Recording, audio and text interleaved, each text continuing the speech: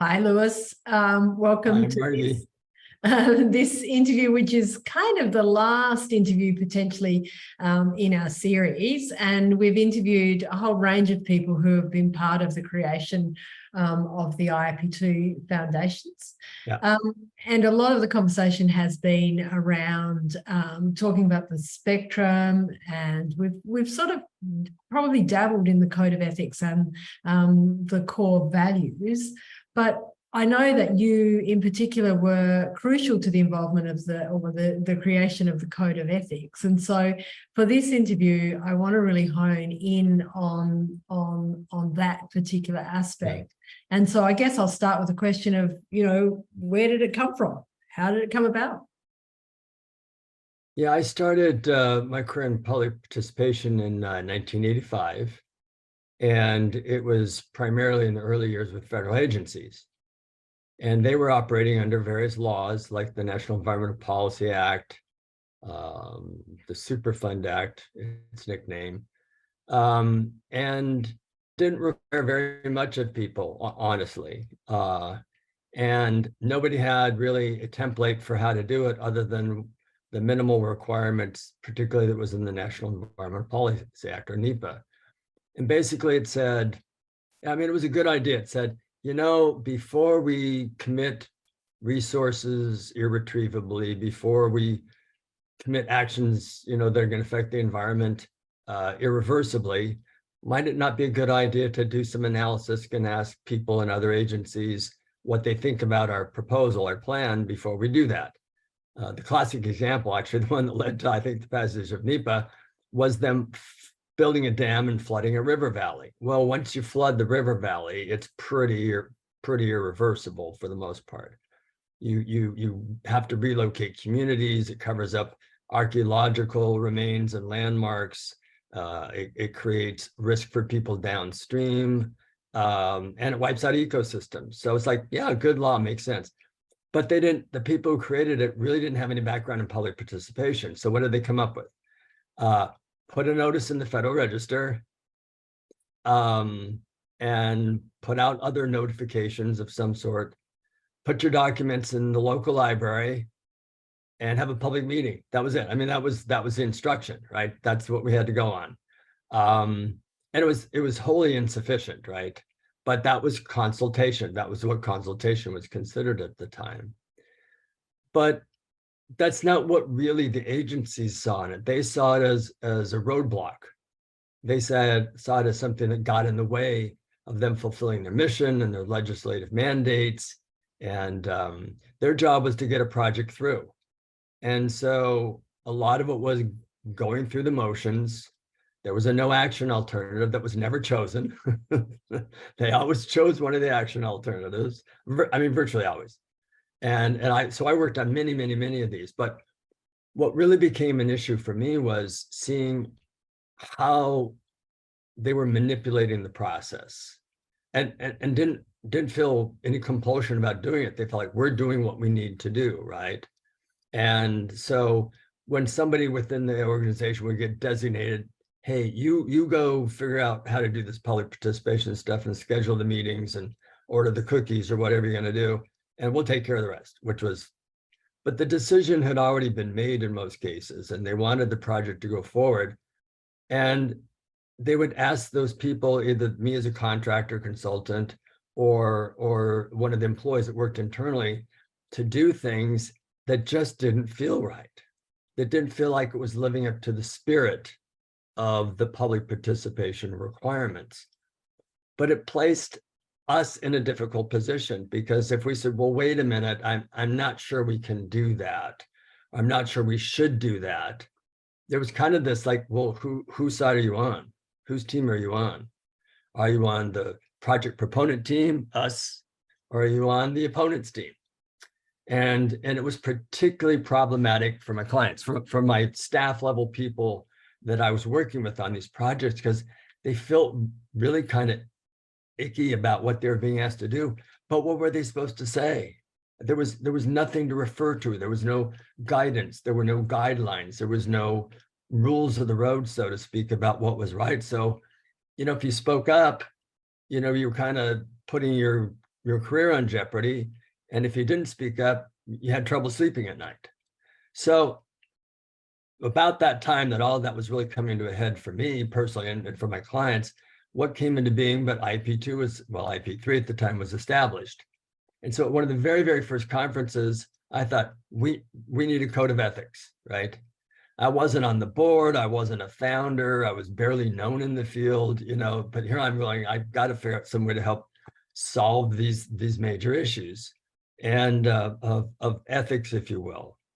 So I brought it to, it wasn't the first conference, maybe the second conference. I brought this code of ethics that I had developed, and very well attended. I think there were about 60 or 70 people in the room.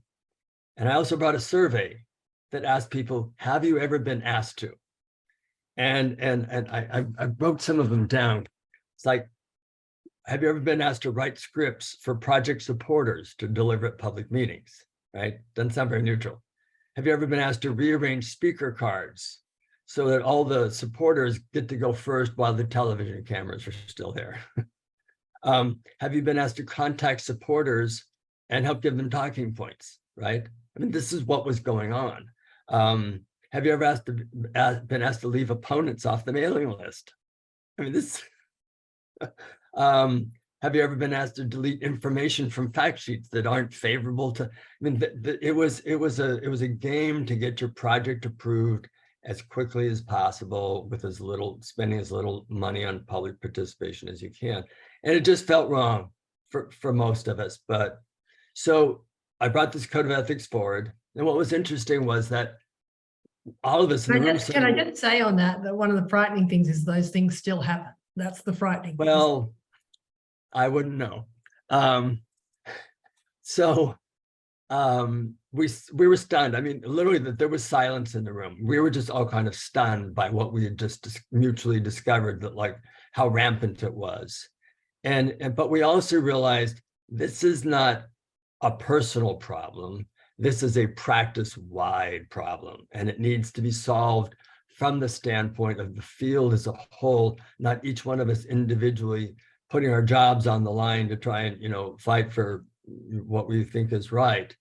So as it happened at that conference, immediately after those sessions, there was an open space session. And a whole bunch of us said, we want to continue this conversation. So we went to this open space session. I think there were probably 15 or 20 of us that went there.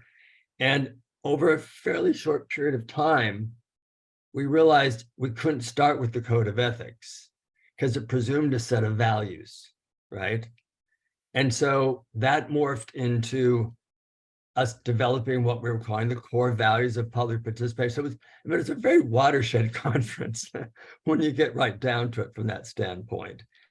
And so we whiteboard, we put flip charts, and we argued about which ones were the important ones, because there was a laundry list of things. Actually, I'm going to go grab something real quick. So I still have the flip charts from that session from almost 30 years ago. And occasionally I'll look at it again to see what was on our minds and what did it come from. And I won't take the time to roll it out for you, but it's fascinating because you can see what did we add and what did we edit and what did we cross out and what did we circle and what did we vote on. I mean, it was about as participative as you could have got to develop something like that. So, and I'm very proud of those moments when we did that. So that's kind of how we all got started, was, in my case, just the deep empathy for the people who were really stuck in places that made them feel uncomfortable. And from that came out the Code of Ethics. Now, as it turns out, the Code of Ethics are exactly the same words that I wrote that many years ago. It has stood the test of time, whereas we've made a couple of minor adjustments to the core values.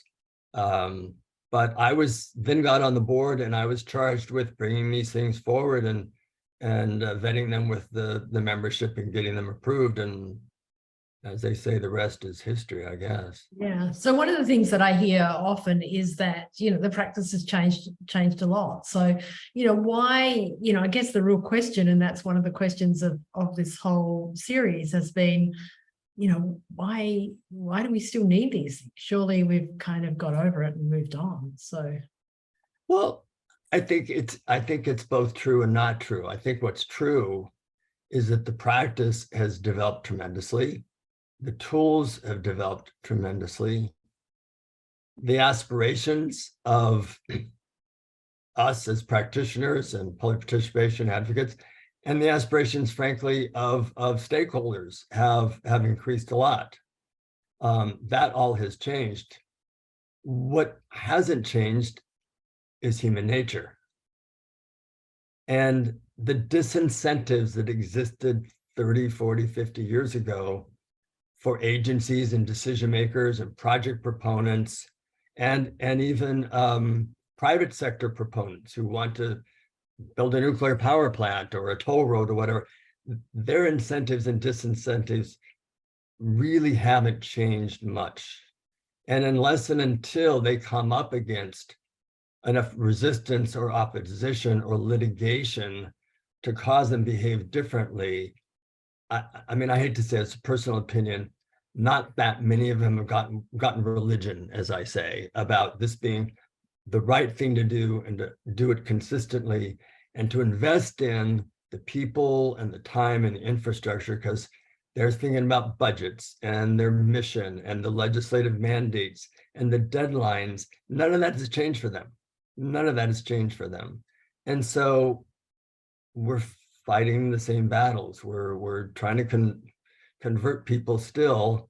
And sometimes they really have to be up against it before they're desperate enough to listen to what we have to say. Yeah, no, that really resonates. That sort of the incentive to get away with something is still clearly there, and something that we're all battling. Anything else that you want to kind of add, or do you think that sort of captures the code of ethics?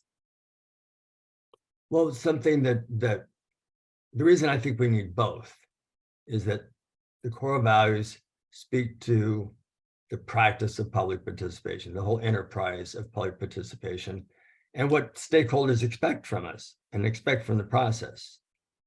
Code of ethics serves a very different role, obviously complementary. They grew out from the same issues, the same concerns, but it's defining the role of the practitioner in that. And that was something else that didn't exist at the time when we were working on this. Their role was interpreted as being part of the team to get a project approved. And that's changed dramatically. Even so, not every project, not every decision is important enough or big enough or expensive enough to have the resources to invest in meaningful, effective, respectful public participation. And a lot of times an engineer or a planner or a program manager gets thrown into the breach and say, hey, go out and do this public participation stuff. And they're trying to wear too many hats at the same time. They're trying to be a project proponent and a stakeholder ombudsperson, if you will, somebody who's there to interpret and understand and reflect that in what's going on, even though, so they kind of can become considered a little bit of a traitor within their own organization, you know, because our job is really kind of counter to their interests in a way. We end up amplifying concerns and identifying them, right? We end up telling we need to slow down so that we can do this meaningfully. It costs money. So our message, even though this is how you get it done, and what usually stops you is not enough money or not enough time. It's usually stakeholder issues with it, because there's issues with it, real issues with it. It's that piece. And so until they've either experienced that firsthand, they're not in a place to really listen to what we have to say. And so they end up trying to wear both hats. And it's so hard to be both a project proponent and at the same time, frankly, be a good and open listener to what people's concerns are. And so what we were doing, I think even kind of, I would say without even realizing it at the time, was we were building the profession of public participation and defining the practitioner as its own separate role. And that's why I think they're important. And that's why they speak to the practitioner more than they speak to the process. And that's fabulous, because I think that's the hardest thing. That's what I always say about being an engagement practitioner. The hardest thing is the community sort of hates you because they think you're on the project side. The project then ends up hating you because they think you're on the community side. So you actually end up very isolated with not many friends. So, you know, maybe the code of ethics is your friend. Well, I describe it as your guide and your shield at the same time, right? Anyway, yeah, I think that's what I hope to convey. That's great. Thank you very much for that. And yeah, thanks for those insights, and thank you to you for helping with the code of ethics component of the IAP2 foundational elements. Yeah, it's not going away.